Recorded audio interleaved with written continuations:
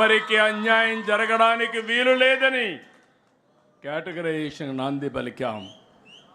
అది ఇక్కడ అక్కడ తిరిగి సుప్రీంకోర్టు వరకు వెళ్ళి కొన్ని రోజులు అనుభవించిన తర్వాత కొట్టేస్తే ఆ రోజు ముఖ్యమంత్రిగా చేసిన చట్టాన్ని మళ్ళీ దేశానికి ఆదర్శంగా కేటగరైజేషన్ చేసే అధికారం తెలుగుదేశం పార్టీకి వచ్చిందంటే ఇది ఒక చరిత్ర. ఎప్పుడు కూడా మనం ఒకటే ఆలోచిస్తున్నాం, ఏ కొద్ది మందో బాగుంటే కరెక్ట్ కాదు. సమాజంలో అందరూ బాగుండాలి. అందరి హితం కోసం తెలుగుదేశం పార్టీ పనిచేయాలి. పేదవాళ్ళకు అండగా ఉండాలి. అలాంటి స్ఫూర్తితోనే మనం ముందుకు పోతున్నాం. ఈరోజు నేను మిమ్మల్ని అందరినీ అభినందిస్తున్నాను. ఎన్టీ రామారావు గారు చైతన్య రథం ఎక్కి వీధుల మీద పడితే గ్రామాలకు వస్తే 9 నెలలు రాత్రింబగళ్ళు పనిచేసిన కార్యకర్తల్ని అభినందిస్తున్నాను. వస్తున్నా మీకోసం. నేను రాష్ట్రంలో తిరిగితే 208 రోజులు 2817 కిలోమీటర్లు ఎట్లా చేశానో నాకే తెలియదు. కానీ నాకు అండగా నిలిచిన నా పార్టీ కుటుంబ సభ్యులకి అభినందనలు. యువగళం పేరుతో లోకేష్ గారు 226 రోజులు 3112 కిలోమీటర్లు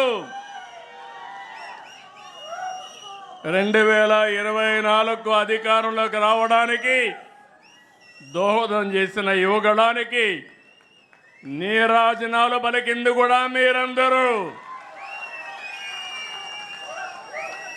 ఈరోజు తెలుగుదేశం పార్టీ ఒక్క విషయం మీరందరూ గుర్తుపెట్టుకోవాల్సిన అవసరం ఉంది. ఇది ఒక ప్రాంతీయ పార్టీనే కాదు, జాతీయ భావాలుండే దేశభక్తి కలిగిన పార్టీ తెలుగుదేశం పార్టీ. ఎవరికి అవకాశాలు రావు, మనకు అవకాశాలు వచ్చాయి. నేషనల్ ఫ్రంట్ ఏర్పాటు చేసి ప్రత్యామ్నాయ గవర్నమెంట్ ఏర్పాటు చేసిన వ్యక్తి నందమూరి తారక రామారావు గారు. యునైటెడ్ ఫ్రంట్ ఏర్పాటు చేసిన పార్టీ తెలుగుదేశం పార్టీ. 2 గవర్నమెంట్లో మీరు ఒకసారి చూస్తే ఎన్డీఏ 1 and 2 కానీ వాజ్పేయి గారి పీరియడ్లో, మళ్ళీ ఈరోజు కూడా కేంద్రంలో కీలక పాత్ర పోషించే పార్టీ తెలుగుదేశం పార్టీ.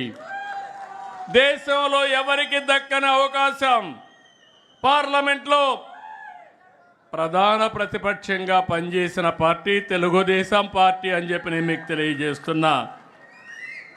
ఇవన్నీ చూసినప్పుడు నేను ఒకటే మిమ్మల్ని అందరినీ కోరుతున్నాను. ఎన్నో కార్యక్రమాలు చేశాం. బాబాసాహెబ్ అంబేద్కర్కి భారతరత్న రావడంలో కీలక పాత్ర పోషించిన వ్యక్తి ఎన్టీఆర్. ఆ రోజు నేషనల్ ఫ్రంట్లో అని చెప్పి కూడా నేను మీకు తెలియజేస్తున్నా.